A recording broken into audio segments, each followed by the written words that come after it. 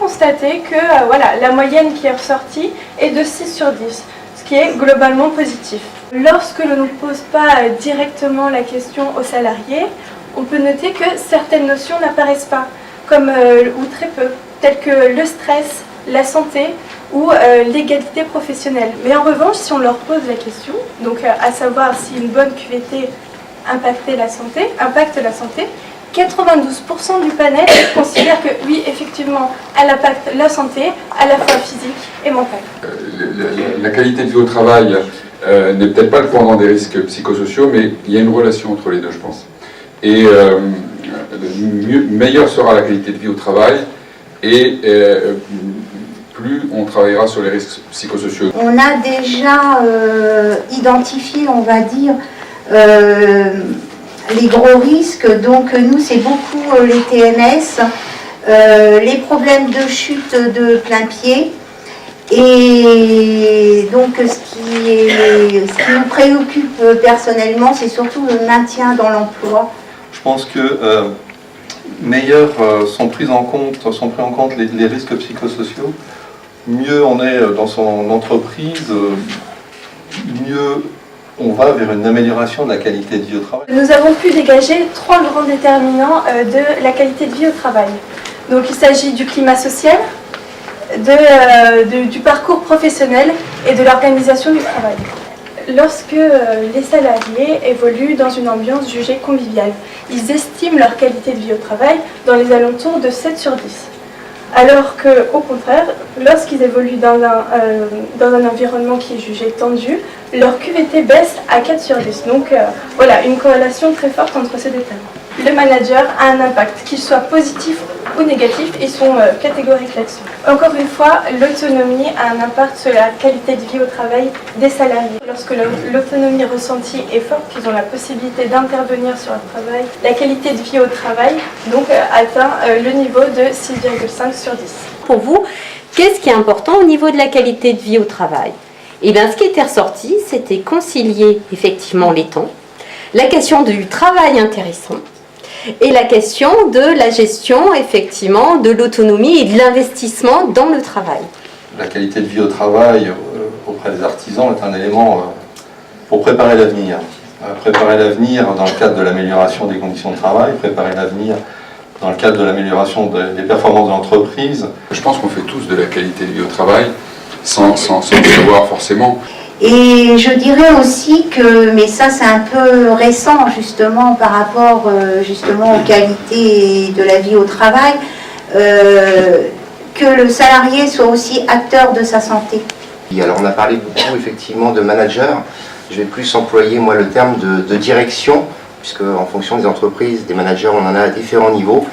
Maintenant ça part vraiment de l'échelle, et en l'occurrence chez nous, donc on a aujourd'hui notre président qui est Bruno Delépinay, qui est le fondateur du groupe, qui a passé la main à Alexis, mais c'est quelque chose qu'il avait déjà mis en place au moment de la création du groupe. Concrètement, vous en tant que manager, tous les jours, comment ça se passe? Bien, je vous remercie.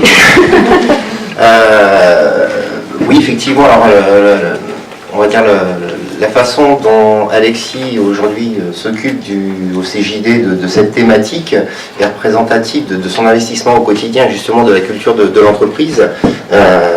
Il a été récompensé et c'est très bien, puisqu'il la mise en œuvre, le vécu de la qualité de votre travail, c'est vraiment quelque chose de quotidien, mais qu'on ne subit pas. Voilà, c'est pas un effort particulier. 3 acteurs de la QVT.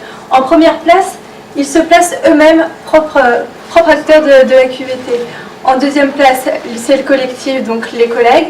Et enfin, en troisième place, c'est le manager. Donc dans un premier temps, il est garant du sens à travers ses qualités de communicant. Effectivement, sa proximité sur le terrain lui permet de prendre en compte les difficultés et les besoins de ses collaborateurs. Ensuite, il est arbitre, puisqu'il est décideur dans tous les domaines pour pouvoir créer un climat de confiance dans son entreprise. Enfin, il est également un soutien au travers de son rôle de fédérateur, c'est-à-dire là encore la proximité avec ses collaborateurs qui est primordiale.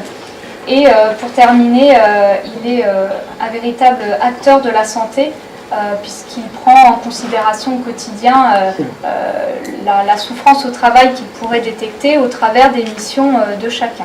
Le manager, avant, on le respectait parce que il était chef, quoi. C'était le chef, donc on le respectait.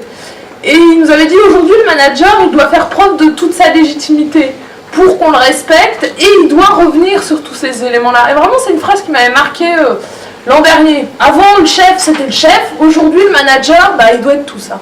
Vous avez souligné effectivement la complexité du travail de manager. Qui s'occupe du manager?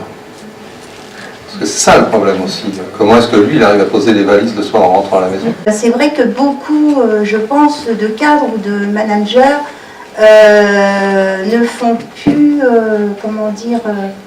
un arrêt, entre guillemets, entre l'entreprise et leur vie professionnelle, personnelle, excusez-moi. Peut-être pas super-héros, parce que qui peut l'être, mais multispécialiste plutôt, quoi. Il faut toucher à tout, et fatalement, quand on touche à tout, plus on touche de choses, moins on est performant sur les choses, puisqu'on doit, on doit vraiment balayer tout le spectre. La légitimité, on la doit justement au niveau de relation et à la façon dont on relationne avec nos collaborateurs. Alors on n'est pas parfait parce que moi tous les jours je commets certainement des erreurs, j'essaye de les corriger ou de ne pas les refaire chaque jour ou pas les faire plusieurs fois, mais voilà, il faut prendre en compte effectivement, et cette QVT, le terme il est bien indiqué, cette QVT elle est importante par rapport à nos collaborateurs, justement pour que on ait l'effet miroir, c'est-à-dire qu'à partir du moment où eux sont bien, nous on est mieux. En se focalisant sur les enquêtes que vous avez conduites, Camille, qu'est-ce qu'on peut proposer comme piste d'action?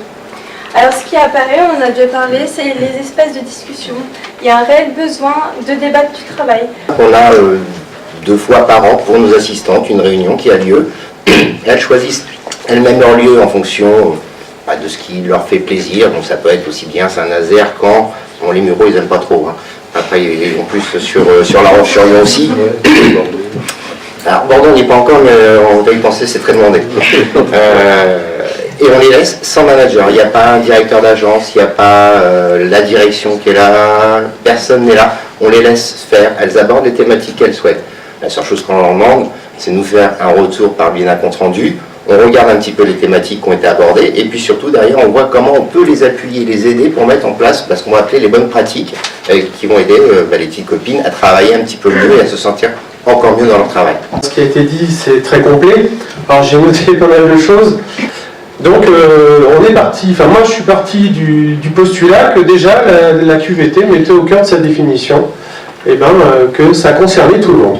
Et c'est bien ce qui a été dit par la table ronde, c'est que ça concerne à la fois le dirigeant, les IRP, le salarié lui-même, parce qu'il ne faut pas oublier que le salarié c'est le premier acteur justement de sa QVT dans l'entreprise, et le RH, lui en tant que garant des valeurs de l'entreprise, va être aussi le garant de la QVT dans l'entreprise.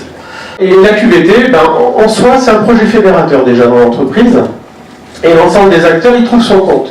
Parce que oui, l'entreprise se soucie de ses salariés, de la santé de ses salariés et du bien-être au travail de ses salariés. Et ça,